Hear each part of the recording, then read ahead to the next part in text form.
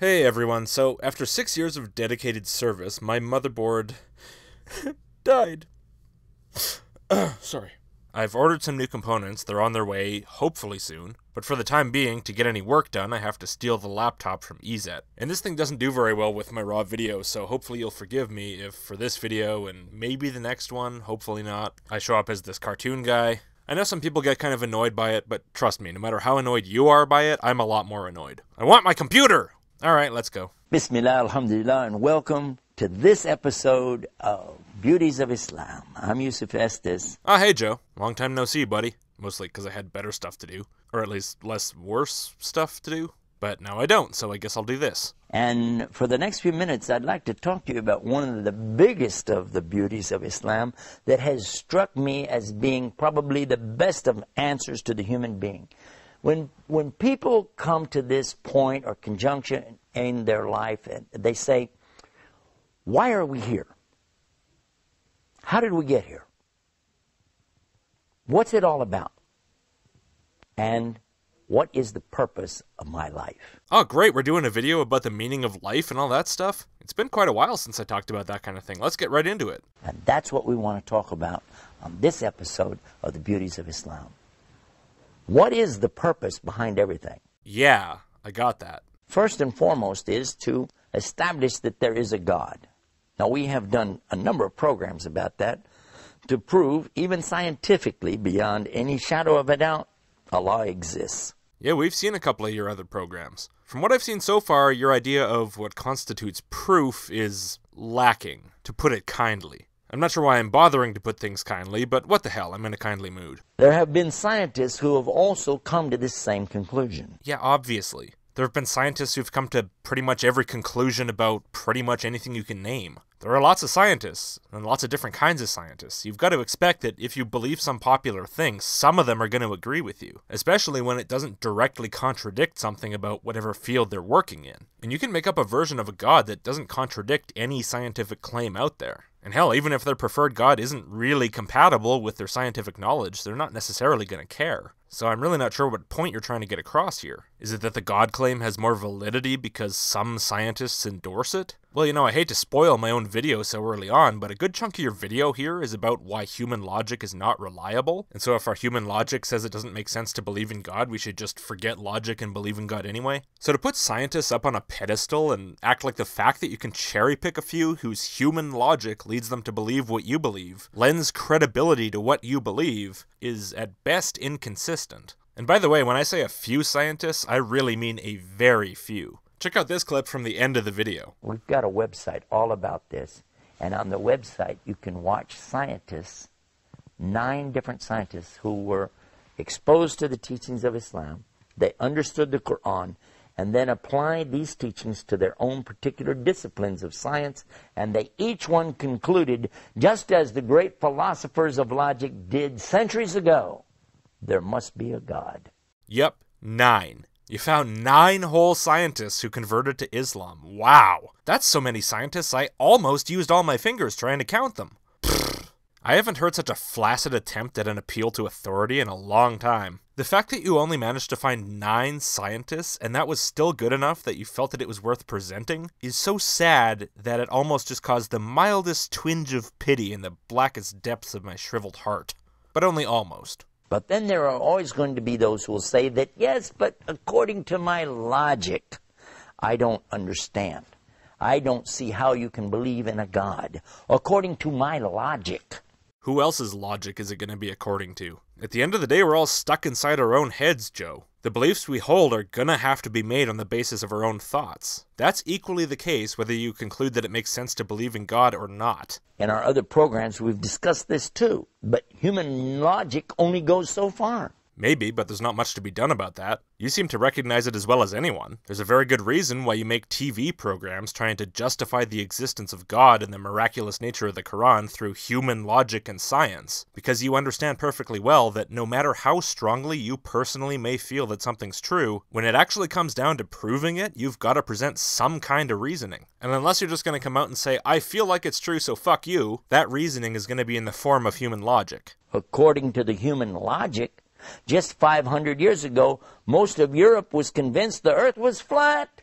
Oh really? Did your human logic tell you that? Because if so, your logic's full of shit. This idea that floats around that the flat earth belief was prevalent in the Middle Ages is just a modern myth that you've bought into. It's one that ignores what the people of the time actually wrote about the earth. Since the time of the ancient Greeks, it's been widely known that the earth is spherical, and what its radius is, and how to prove it. Even Aristotle believed that the earth was a sphere. Look, I'm no more inclined to give medieval Christians undue credit than you are, but let's at least give them due credit, okay? The scholars of that time were not ignorant simpletons. They knew perfectly well that the earth was a sphere, and they had plenty of arguments for why it must be.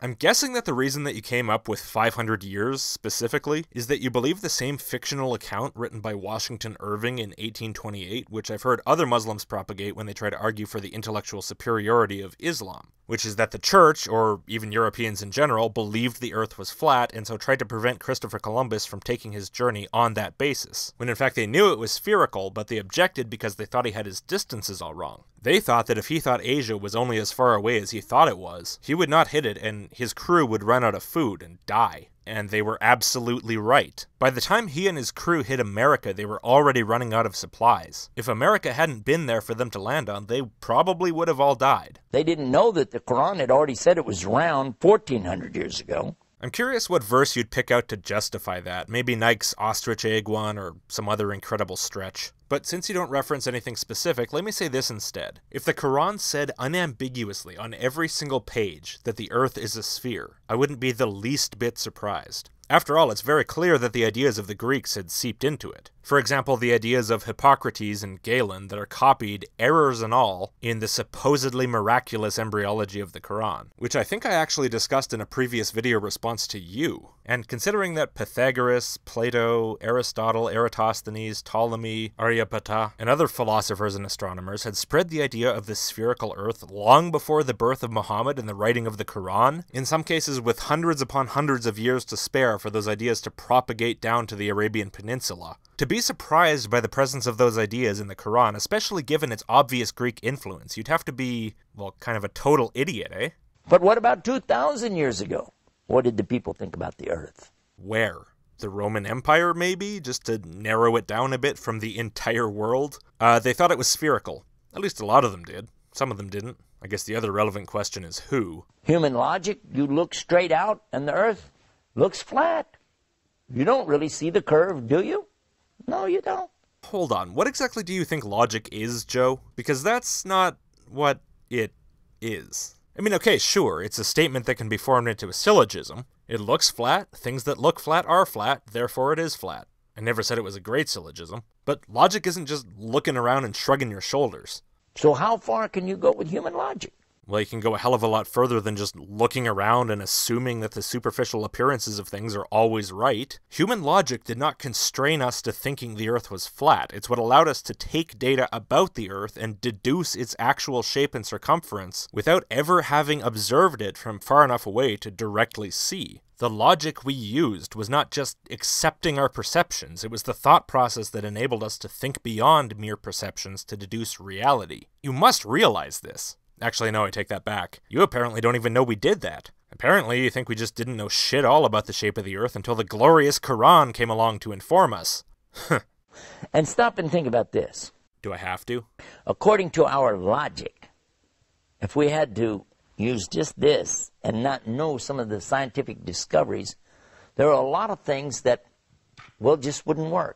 What exactly do you think we used to make those scientific discoveries, if not our heads? What, did they just materialize out of the... Oh, right.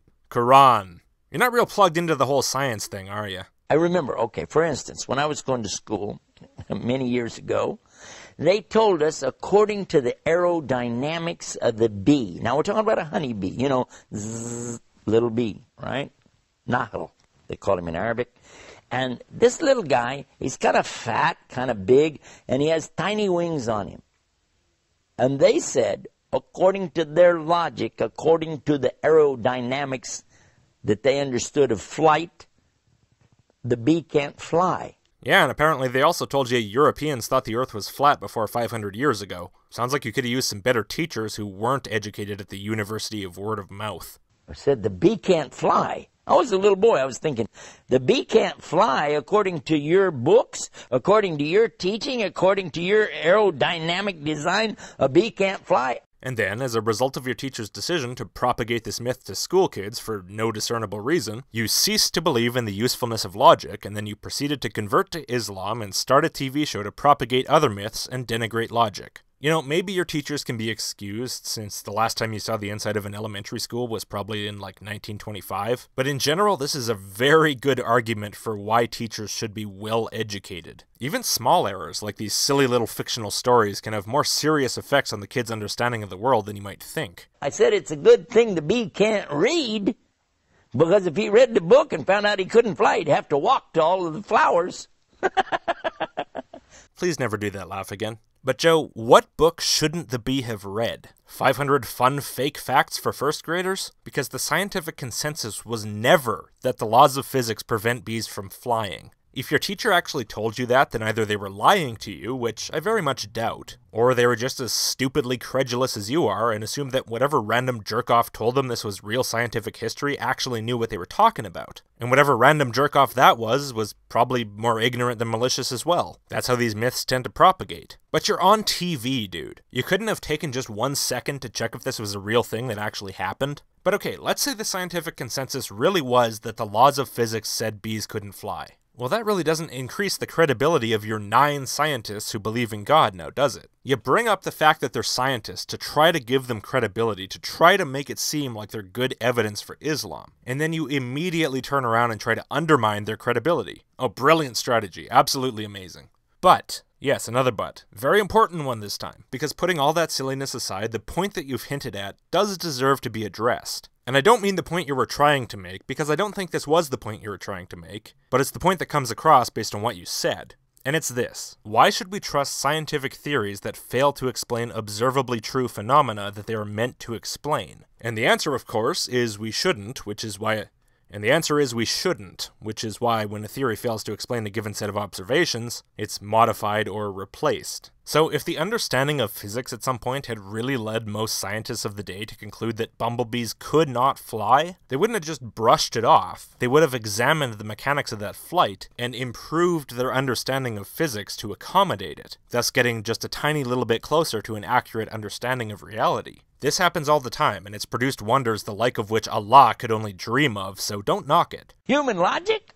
Human logic is nothing more than a reflection of the current mode of thought of the day. Is it? Because just a few sentences from now, you're about to say that human logic came straight from Socrates and Plato. I'm not sure if you're aware, Joe, but they are most definitely not of the day. People at the time of Plato and Socrates and the great thinkers of old also thought that they knew everything there was to know about everything. Oh, I don't think I know everything about everything. Never met anyone who does either, scientist or otherwise. So shove it. I have something much more important to mention though, which is, I am constantly distracted by your fashion sense, dude. Whenever I see that dress with those boots, I can't stop thinking about the granny from the Beverly Hillbillies. Have I made that comparison before? I really feel like I might have, and if so, I'm sorry, but my mind goes there every time I see you in a wide shot. I just can't help it. But if you want to insist on human logic, I will allow that in our conversation simply because it's logical. And that statement was tautological. Ba-dum-tsh. You're going to allow human logic in the conversation because it complies with human logic?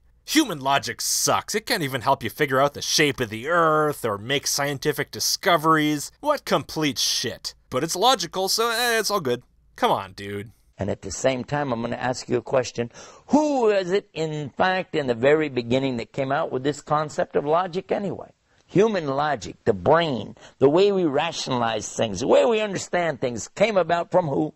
The very people I just mentioned. Socrates, Plato, those thinkers. The ancient Greeks were some of the earliest known people to study logic, so I could maybe accept a statement that logic, the way we rationalize and understand things, came about from them, at least in the West. But I'm gonna have to disagree that they invented the brain. Human logic, the brain. You're just making this up on the fly, aren't you? You'd think you might have a teleprompter or something, or at least some notes, something to indicate that you take this remotely seriously. Speaking of which, I thought this video was supposed to be about why we're here. Why are we still talking about the origins of logic? And guess what? You want to accept that? Accept what? That some of the earliest logicians we're aware of were Greek? Sure.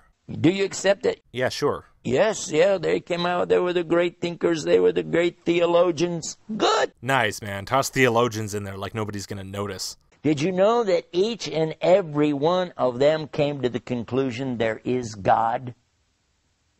Aw, nailed it, man. You totally earned that cocky head nod there at the end. Yeah, let's break this down. So, the theologians. Yeah, I really can't say I'm surprised that most of the theologians concluded there is God. Not sure what else you'd expect. And as for Socrates and Plato, those are the two you mentioned, I'm also entirely unsurprised that they believed in God. Or I should say the multiple gods that Muhammad liked whining about so much. After all, they were just people. They were products of their environment in just the same way that you and I and everyone else is. Just people, muddling through. Sure, it was impressive how much they managed to think outside the box, but nobody escapes the box entirely. So you want to talk about that? Well, they said it. The people that you're thinking are so great, so brainy, so brilliant. According to their rules of testable evidence, God exists.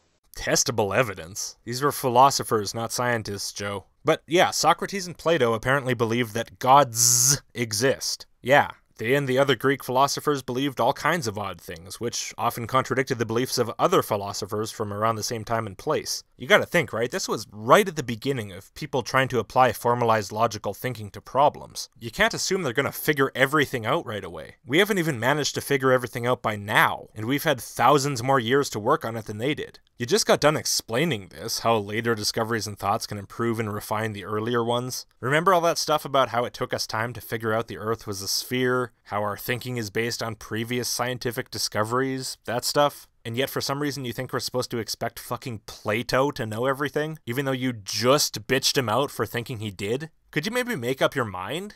But it might not be as inconsistent as it seems when you put it in context, because an important thing to consider here is what point you're really trying to make. I think all you're trying to do is shake people's confidence in the usefulness of logical thought by pointing out that Plato believes something that they disagree with. Which of course would only have any effect if we thought Plato and everything he ever said was indisputably perfect, just because some of his ideas were influential. For this to work, we'd have to believe that ancient philosophical thinking about logic was useful just because the ancients said it, not because it's earned respect through successful application. What an absolute load of crap. It doesn't matter one bit what Plato or anyone else believed. That doesn't affect whether logic is useful, because truth is not decided by whether someone we respect said it was true. It's decided by what reality says. The impressive thing about these ancient philosophers is not that they were perfect thinkers with perfect knowledge, because they weren't. Not even close. What's impressive is how far ahead they were for their time and place. And because they were so early, and some of their ideas proved over time to be so valuable in learning about the world, they became impressively influential as well. And that is why they get so much credit and praise, even though people are well aware that they had a lot of things wrong. But it's also why we keep useful ideas like the study of logic, but we throw out obsolete ones like their cosmology, their chemistry, their medicine, and yes, their theology as well.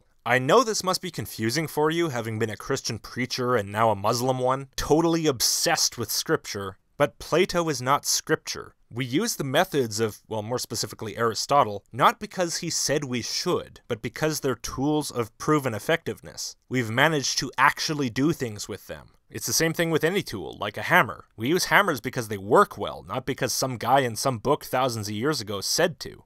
Now what are you going to say now? I'm gonna say what I just said. So it wouldn't be logical now for you to deny that, would it? Plato said matter was made of earth, air, fire, and water, and those are made of triangles. And stuff gets broken up by fire because fire's made of tetrahedrons, and so it's really, really sharp. And epilepsy's caused by white phlegm and black bile being sprayed on divine circuits in the head. And animals are just men who didn't study philosophy, and so they became mindless beasts. Plato's an important philosopher, Joe. It wouldn't be logical now for you to deny any of this, would it? If you're going to say I use logic, well, logic says God exists. Now what are you going to say? I'm going to say that if you have to pretend like the words of primitive philosophers are unquestionably true, it kind of proves you're full of shit. And I'm also going to continue to assert the usefulness of logic on the basis of its fruit, and not based on something stupid like who did or didn't say it was good. The funny thing is, all those theologians you mentioned, and I mean pretty much all of them, Muslim and Christian alike, and you yourself, have the same opinion of logic that I do, which is why you all obsessively try to justify your beliefs by it. And yet at the same time, you deny the beliefs of Socrates and Plato. Whether you use logic well or not really isn't the point. The point is, you desire the legitimacy that it grants to your beliefs, and you apparently recognize that your holy books and your emotions just can't. And still, this far into the video, not even a whiff of a hint of a mention of why we're here, the subject of the video. You know, I was really looking forward to that, Joe, and yet you refuse to get on with it. Oh well, maybe you'll get to it in the second half. You definitely haven't totally forgotten what your episode was supposed to be about already. No, not a chance. Anyway, that's all for now. Subscribe and like and all that, and if you really like my stuff, consider supporting me on Patreon like the fine people you see on the screen. No outro music, unfortunately, until my PC's rebuilt. The parts have been on the way for a while, so I really hope they show up soon. It's kinda helpful to have a proper computer to work on. Anyway, see you next time.